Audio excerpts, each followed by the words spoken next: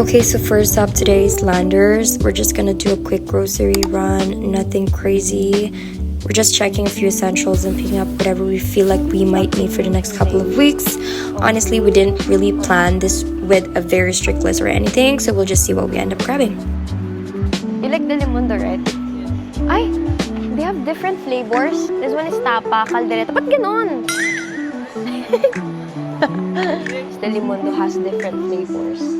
This one's the best. Itong ranch style and chili corned beef. Yeah, I think we ran out of olive oil na din naman na. 629 pesos. Raydon. I don't think that's the right one. It's pricey.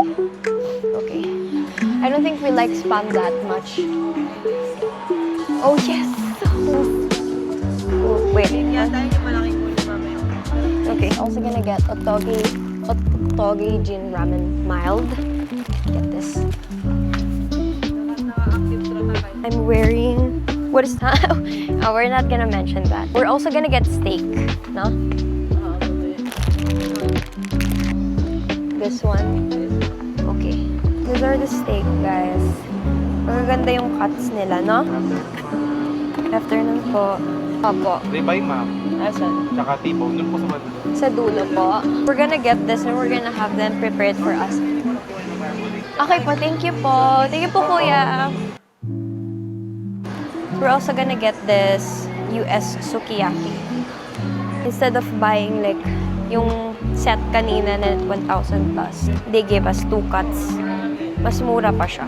Ito mo siya, pwede mong balikan. If you don't like it, then at least walang nasayang na pagkain. Yung magandang tope. Yeah, we're gonna get 4. Sige. Cute. Pwede siya pang travel.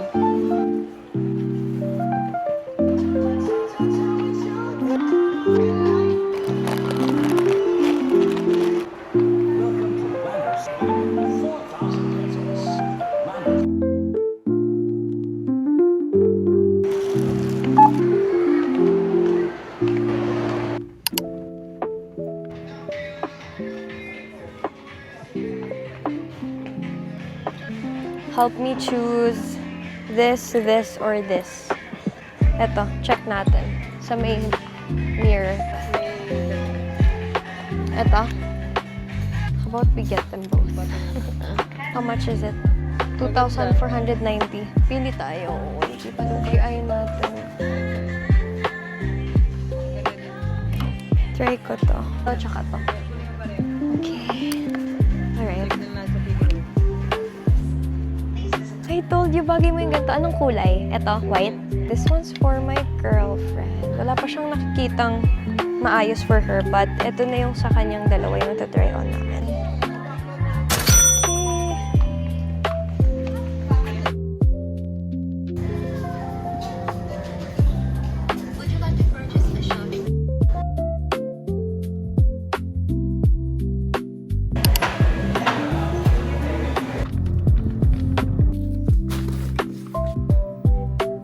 Okay, we're finally home and we just got our vacuum then at the same